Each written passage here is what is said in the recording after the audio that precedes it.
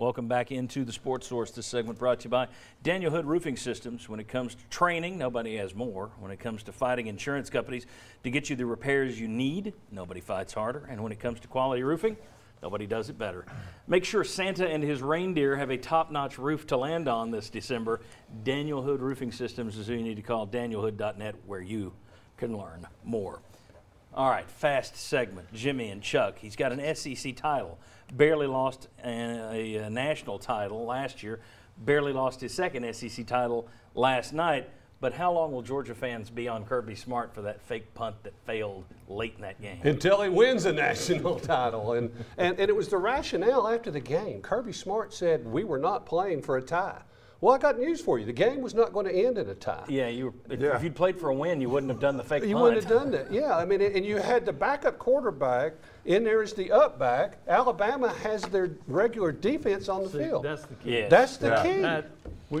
You might have tried to catch them if they were in their punt Right. return group. Right. But with the regular defense, when you see that, you got to back off. You cannot call a fake punt there. That doesn't mean that Alabama's not going to go 80 yards, okay? Right. But still, you give your team a better chance. Take it to win. away I thought it was a game. bad call. Kirby Smart after the game said it was there if we'd snapped it on time. We didn't snap it fast Well, it enough. wasn't there. Kind of put it back on his center. I Which saw nobody open Yeah. when they ran that play. when they Maybe ran the it, but timing. he's saying when they lined up, the guy was uncovered. Okay.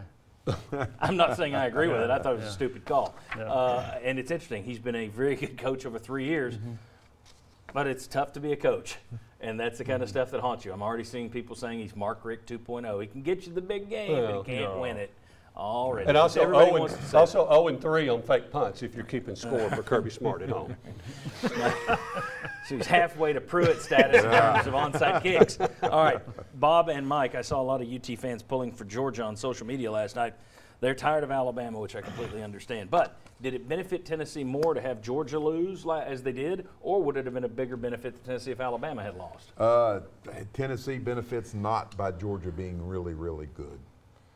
Nothing good comes out of Georgia being really, really good. So better off Georgia lost. There you go. Yeah, I don't think it helps Tennessee that Georgia lost, but maybe because I don't think they're going away. I think they're going to be really good for a while, but it maybe minimizes the damage a little bit. I just think if they had won last night, you're talking about the first back-to-back SEC champions since the Philip Fulmer 97, 98 teams, and they're in your division.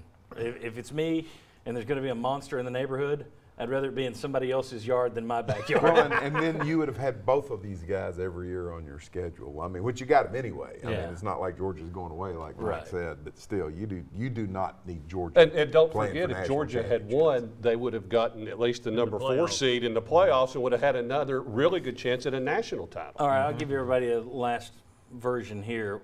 Alabama obviously in. Clemson is in. Do we all put Notre Dame in? Yes. Yeah. Okay, who's your 4? I think it's Oklahoma. Oklahoma or Ohio State. Agreed. Oklahoma, if they hold serve, they're number 5 in the rankings, and if they move up to 4, that's who would get it. I don't like the rationale of Georgia deserves in because they're most likely to beat Alabama. No, I don't Well, either. it's a 14 playoff. It's what you've done on the year. They have 2 losses. Yeah. No, Oklahoma. Yeah. Okay. But I think Georgia's really good. I think they are too. Yeah, I think they are too. But I think Oklahoma's resume is better than Ohio State's, in my opinion, too. And I'm not so sure. I'm not so sure Oklahoma wouldn't just go up and down the field. Well, they did last year with Georgia. So to me, Georgia's got 2 losses. Oklahoma's got 1. They were neck and neck last year. That's a fair shake. Just give it to Oklahoma. My view. Well, it wouldn't surprise me if Ohio State gets in there. Ohio State gets in And make it an 18 playoff. there. Yes.